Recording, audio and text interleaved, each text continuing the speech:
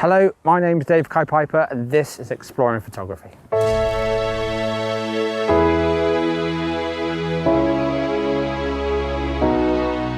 The towel project, I guess as it is now, just started out with a picture that I did with a lady called Jo, and then I happened to do kind of something similar with a lady called Jodie, and it just looked like these two pictures sat very well together on my website.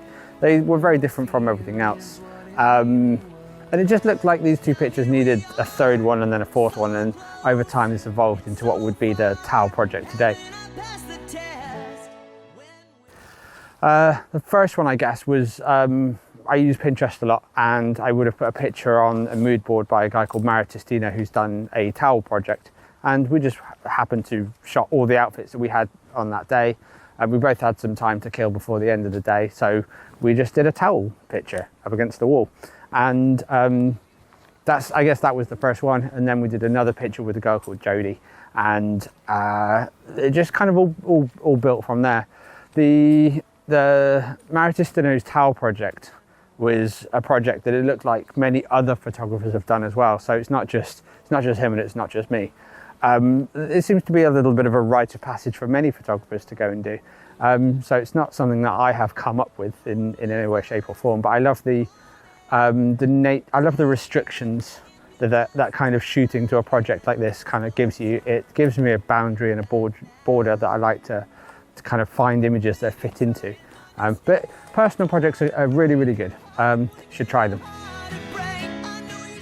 As I mentioned a moment ago, it's a personal project. I'm setting the borders and I'm setting the boundaries for this. So I guess it'll never have an end date, but I guess one day it might feel like it has a natural conclusion, and that's absolutely fine. And I guess it will just start to evolve. And in some ways it already has. I first started out shooting all of these pictures with very clean backgrounds with white towels, and initially they were all black and white images. They suddenly evolved into colour images, and now they've evolved into having red towels, like the one that we did with Millie. And now we've got blue towels, like the picture we did with Jasmine. I think we did red towels with Charlie as well. So the project definitely has scope to move forward to do different things. As I said, I'm the one that's setting the borders and the boundaries for it, but it's how the project has kind of moved forward in a technical way that has been quite interesting. So as I mentioned, originally all the pictures were going to be quite studio styled, but 30 models later, there was just no way all the pictures could be shot identically, done identically over that period of time. I mean, it's been since the first one was done, when we went to London to see Jo, went to see a band called People on Vacation, same day. It's got to be 2014, 2013. I guess I'm being fact checked right there. So the project has had some time, and it will evolve and it will do different things. But yeah, so some of the most recent pictures we did with Sarah Hartley, just for Christmas 2019, they were actually done in a location. So they're completely away from the first images in style, I guess. So the project is not a female art nude project, although it does have nudity and it does have females in it. It's a towel project, and there's absolutely scope for some guys in there. It's just I haven't got round to doing it yet. These are personal projects, and they have to fit around many schedules, mine included, and then finding people that want to take part in the project and all of that stuff. So it's a natural evolution of time. But yeah, I just haven't got round to shooting any guys yet. Not to say I wouldn't in the future. So if you're a guy or a girl and you want to take part in this project, there's no limits on anything. So get in touch. So let me give your heart a break. Regarding the technical sides of a project like this, obviously it's been shot over a good number of years in a different amount of locations. If I were to have tried to have every picture be aesthetically the same technical setup, the same f-stops, and made it look like it was shot on, like a single day, like we did with the RMG portraits. They all have the same lighting setup because we had the benefit of being able to set it up for, I think, 3 weeks in total. That lighting setup went. So it went into a building and it stayed there. It didn't move for 3 weeks. I had some minor adjustments for each model, but overall, all the images kind of had the same aesthetic because the lighting setup didn't move for about 3 weeks. But obviously the Tower project has been done in different locations with different people over a big number of time with different cameras as well. And some of them, like Kate Errington's shot, is probably, I'd imagine, an f/16 type image. It's a typical studio portrait. And then others, off the top of my head, like Jodie's are very, very low depth of field. I think that was shot with the Sigma 50mm when it just came out or something. So those pictures have different aesthetics because of the different focal lengths and the different amounts of light. And overall, they're just quite different images. However, they're both they both have that kind of the towel as the central kind of common thread.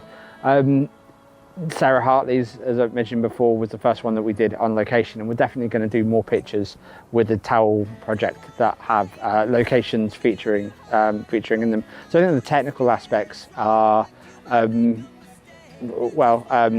I guess they're whatever I want to use for that particular image. So there's no technical aspect to this shoot as such. It's not like we're working with like a horse or working with children or anything of that nature. But it's a personal project, and I can do what I want with it and put in pictures that I want, when I want, how I want. It's the great thing about personal projects. It started out being specifically a monochrome kind of project. All the pictures were going to be, in my head, kind of like a grainy, dirty, black and white kind of film-esque style. I guess because I was kind of copying, in the first instance, some of the stuff that Maratistino did. But then in time, I guess it kind of evolved more into my style of finish and my style of editing. So there are some black and white pictures, but I've been going back through those pictures we did a few years ago, and I've been re-editing them into colour. And I've been kind of trying to use as many pastel tones and that sort of stuff. And it's been working out okay, but I think I'll only really know how the pictures are going to be finally edited once I've got a big cohesive set. I'm kind of coming up to about 30 or so images that I'm really happy with. And I guess once I've got a set and there's actually like some kind of finished publication that the images are going to go towards, or a gallery, I'll probably re-edit them at that point in time. So each picture is going to have probably several different iterations of the finish. That's one of the great things about digital photography, I guess. One of the good things about personal projects is that they're for you. You're setting the pace, you're setting the end goal, and you're setting all of the I guess parameters, if you want to be kind of technical about it. But at the end of the day, personal projects are really important to photographers because that's what lets us kind of sharpen our pencils, practice new techniques, practice old techniques to keep on top of stuff. And so, yeah, personal projects are the things that allow you to do that. One of the things that this project has done very much for me is I've always been worried about editing skin and editing hair. And obviously this project is about, and also kind of getting the exposure really, really right, because when you're shooting crystal white towels and using flash and you've got, dark skin tones, how do you get all those balances, quite good? So they were all good technical challenges, but editing skin was something that I always kind of wanted to make sure I had on point. And this project has definitely given me lots of reason and timing. But it's basically given me lots of practice for editing skin and editing hair. Some of the images I've edited quite highly, and then I've gone back and thought, it's not really my style. So I've kind of gone back and I've undone some of those edits.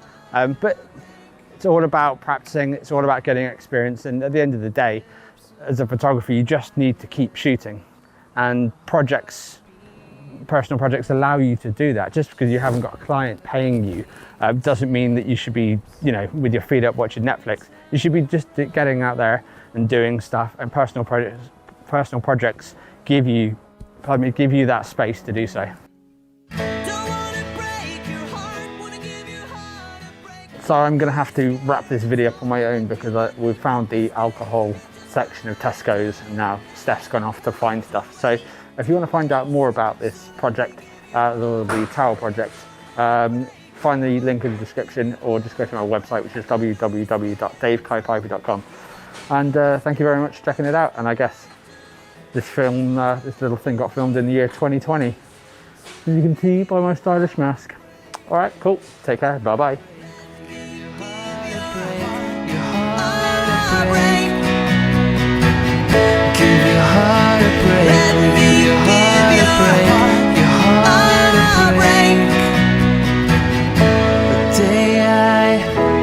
Met you, you told me you'd never fall in love.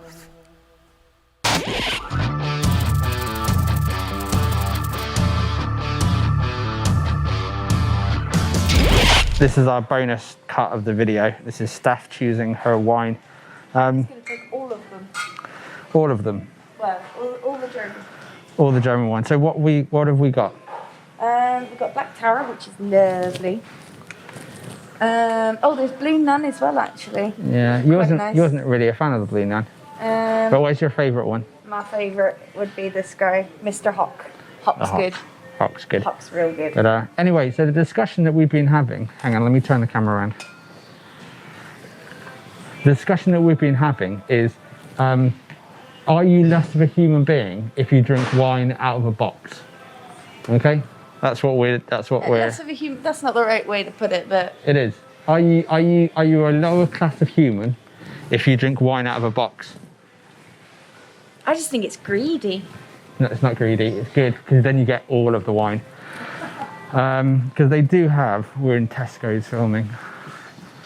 I'll sign out in a second because they do have boxes of Olivenmilch, which is very, very nice. Anyway, right. So Steph has found all of her swag. So we're off to pay for it, I guess. Yeah. Bye. Bye.